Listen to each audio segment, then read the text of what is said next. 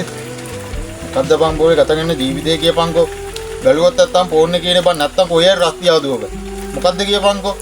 අනේ උඹ පාඩු හිටාන්කෝ. උඹ කියලා කරන දේකුත් නෑනේ. ඔබට තේරෙයි මල්ලි කවදාරි දවසක. ලෝ බම්මි පොඩි වැඩක් තියෙනවා කරනවා නම්. මොකද්ද බං ඒ?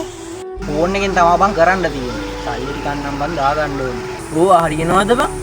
හරියනවා බං හරියනවා මමත් කරන එකනේ. ඌවට කොහෙන්ද බං සල්ලි? උඹලා අයියා ඉන්නේ බං උට සල්ලි තියෙනවනේ. ඉතින් හරි ඉල්ලලා ගනින්කෝ. ඌට කොහෙන්ද බං සල්ලි? ඉඩමක් එහෙම තියෙනවා නම් බං ඉඩම උගස් තියලා සල්ලි අරගන්න පුළුවන්. කුට්ටි පිටින් දාන තරමට තමයි බං ගොඩක් ගන්න පුළුවන්. අපේ ගෙදර ඔක්කොම නම් තියෙනවා බං. හැබැයි හුරෙන් තමයි ගන්න වෙන්නේ බං. අපේ ගමේ පොලිය මුදලාලි කෙනෙක් ඉන්නවා බං. ඌට දීලා අපි සල්ලි ගමු. පස්සේ ඉඩම් දෙක තුනම ගන්න පුළුවන් බං වැඩේ හරි ගියාම.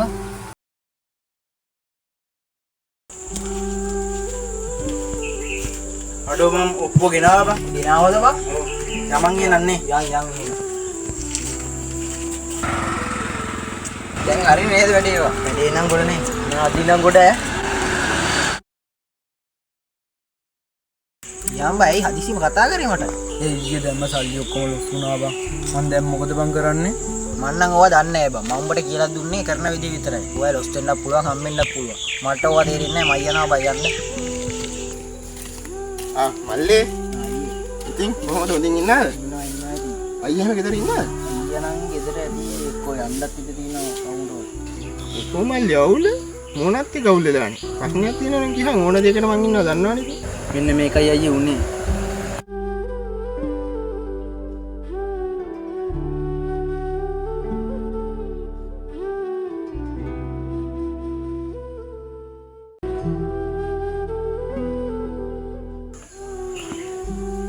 හරි මල්ලි එහෙනම් අපි ගෙවල් පැත්තට යන්කෝ. අපේ අයියාම දැනගත්තොත් එහෙම ඉදිරියනොත් එළවයි මාව අයියේ. හරි මල්ලි අපි මොකක් හරි කරමුකෝ. හලෝ මචං අමියා. මචං. මොකෝ මේ පැත්තේ? නිකම් බං ඇවිල්ලා යන්න ආවා ඉතින් මේ පැත්තේ. උඹ ආපු එකත් හොඳයි බං.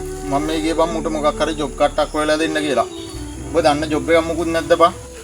මේ බං මල්ලිට මෙහෙම ප්‍රශ්නයක් වෙලා තියෙනවා.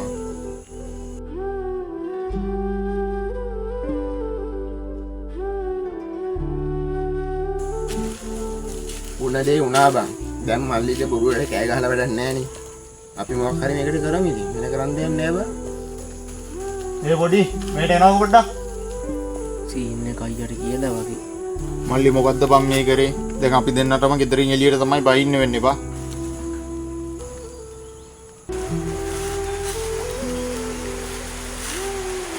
රත්තරන් වලට යාළු වටිනවා බං. මේක අරන් බබලයි පස්සේ ඉඳ ගනි.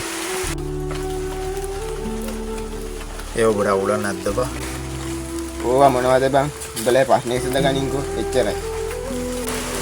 දැන් තේරෙනවද මල්ලි? තමන්ගේ මනසින් ගේමක් ගහලා ගොඩ යනවා මිසක් ඔය සූදු වගේ ජාවාරම් වලට අවු වෙලා සල්ලි දීපල බව නැති කරගෙන කොල්ල දෙල්ල ජීවිතෙම කණ්ඩි කියලා තියෙනවා බං.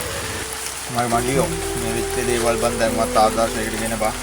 දැන්වත් හරි මිනිස්සෙක් විදියට ඇදියම් බං. හරියට ඔලු උස්සලා ගමන අප්පලයක් මගේ මල්ලි. මටත් වෙන්න ඕනේ ඉතරයි බං උඹගේ.